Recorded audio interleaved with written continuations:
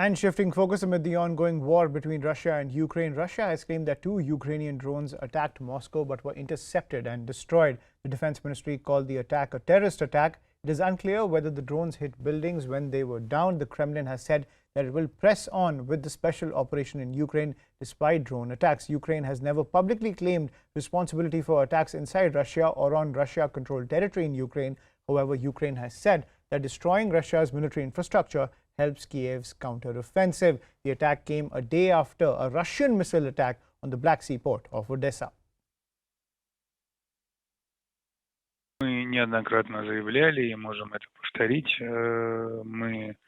Наши вооруженные силы никогда не наносят ударов по объектам социальной инфраструктуры или тем более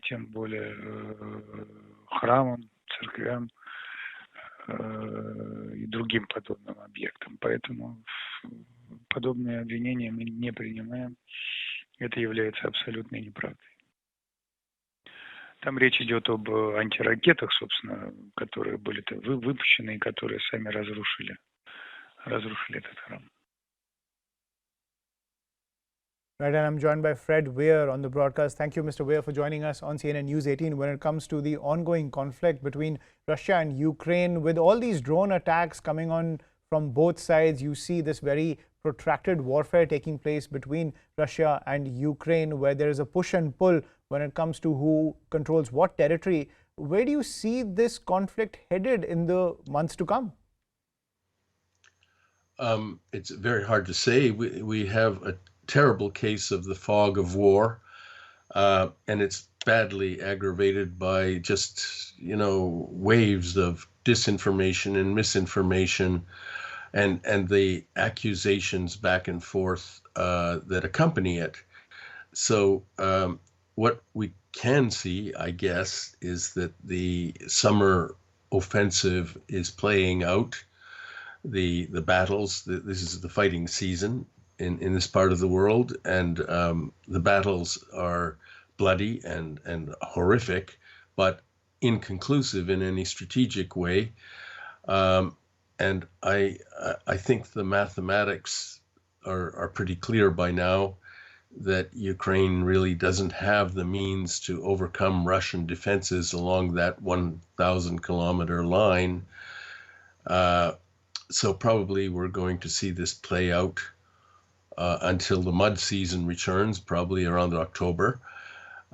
Hopefully that stalemate, what we're experiencing, this awful high casualty stalemate, will lead to some new diplomatic overtures, some kind of breakthrough in a peace settlement or movement toward that, because this is inconclusive and unbelievably costly for both sides. One gets the feeling that it just can't keep going on like this. Right, but when it comes to Western support for Ukraine, we can see that they're pumping in a lot of arms, a lot of financial aid is also going to the Ukrainian forces. Do you think that currently the Western strategy when it comes to taking on Putin is to wear down his war machine? How has this entire conflict that has raged on over a year impacted Putin's hold on power in Russia? Well, I don't think it has. Yes, the West is deeply supportive of Ukraine, and they're scraping the bottom of the barrel of their own military supplies and stockpiles to keep pouring in supplies. But one thing that I guess doesn't get covered quite as much is that Russia has gone onto a war footing in the past year, especially since it suffered those setbacks last summer and autumn on the battlefield. It's partially mobilized, greatly increased its forces. It has ended that situation, which was last year, where you had like mercenaries and contract soldiers and separatist militias doing most of the fighting. Now the Russian regular army mans the entire 1,000-kilometer line. The Russian economy is ratcheting up to a war footing. I read in the news the other day that the Ural-Vaganzavod tank factory in the Urals is producing 100 T-90 tanks a month. Like there is a curve, an upward curve that happens when countries go to war. There's a dynamic that Russia is now completely engaged in. I personally think that if the Putin government was going to fall, if it was going to collapse or the front line was going to collapse, that would have happened last fall when they suffered those reverses on the battlefield. It's certainly not going to happen now.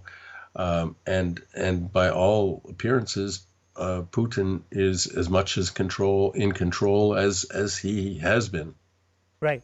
And my final question, Mr. Weir, when it comes to this entire conflict, and you're pointing out that a diplomatic solution is inevitable because it can't go on, what third-party nation do you see trying to bring both the sides together to come to a solution? And do you think that at the end of the day, there will be a creation of a buffer zone between these two nations, and that is the only practical solution to this conflict? Well, I thought that the creation of a belt of neutral countries between Russia and NATO was the solution before this war broke out. You know, you could have had Ukraine, Belarus, Georgia in a kind of cordon sanitaire between the two sides, and that could have worked out very well, especially for those countries. Now, the battlefield is going to dictate the shape of any settlement. But yes, I do think that if we're going to have a legalized, treaty-bound kind of peace, it's probably going to have to create that cordon sanitaire between Russia and NATO to create the feelings of security for both sides.